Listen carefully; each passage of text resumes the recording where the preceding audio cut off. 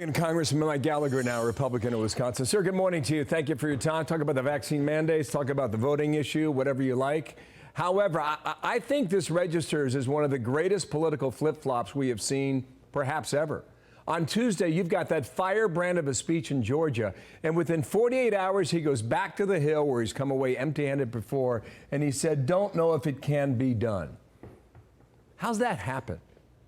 Well, I think this week, whether it was the horrific miscalculation of the Georgia speech or the defeat at the Supreme Court or the clear miscalculation to understand Senator Sinema and Senator Manchin's position, I think we're seeing the collapse of the Biden presidency. And, I think it's in the interest of every American, Democrat, Republican, to have a strong, sharp, thoughtful president.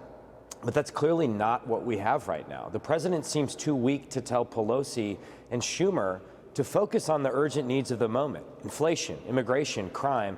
And they seem afraid of some of the fringe elements in their own party, too afraid to keep the federal government tethered to reality. And it seems to me the deeper problem in the White House right now is that the president is governing for Twitter and not for the American people. I mean, all these things they keep saying. This is the pandemic of the unvaccinated. Insisting on voter ID is Jim Crow. I mean, they keep saying this stuff. It's all a Twitter media hallucination. And I'm genuinely wondering, and I have some Democratic colleagues who behind closed doors are wondering where this is coming from and whether the president is actually getting access to the full scope of the facts or whether he's purposely being kept in the dark. So my hope is, I if they actually want to try and salvage this thing, he's got to do some dramatic changes. I think it starts with firing Ron Klain, firing Tony Fauci, some of these failed messengers that don't have the trust of the American people. But you got to govern for the American people and stop governing for this fringe element on Twitter. Personnel changes might help, right? But I think that it all flows from the top, right? The leadership, the strategy, the decision making, all of that. Here's how Jen Psaki yesterday explained the low poll numbers. What you see in most of these polls is a real frustration and exhaustion with COVID and the fact that it is not over. We share that. We understand that. People are fatigued across the country. The president knows that the most important step he can take is to continue to fight to get the pandemic under control and also to lower costs for Americans across the country. I think one thing that's baffling is that they continue to run into these roadblocks. They knew they were going to lose this week. They're pushing it anyway. And in fact, they're not even just going to stop now.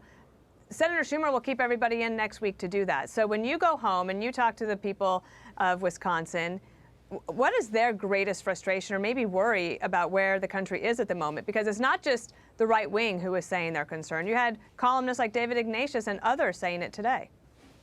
Well, I do think the botched efforts on COVID are at the top of the list for many Wisconsin families. What did we see over the holidays, right?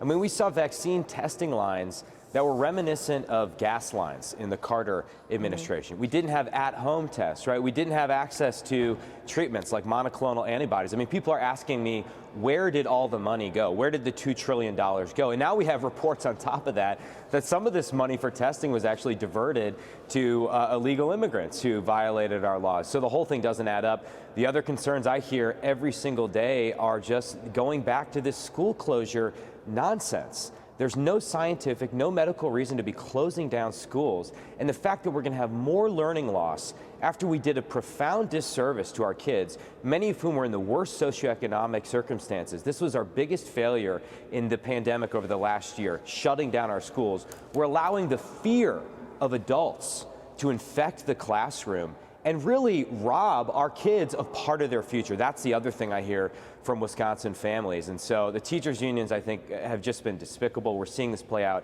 in Chicago, and we just can't continue to shut down schools at this point. Back to the topic at hand here. It seems like he's on a double black diamond, and there's ice underneath that run. And they're on it, and we'll see when and where it stops. Exactly. Mike Gallagher, thank you for your time. Skiing. Skiing, yes.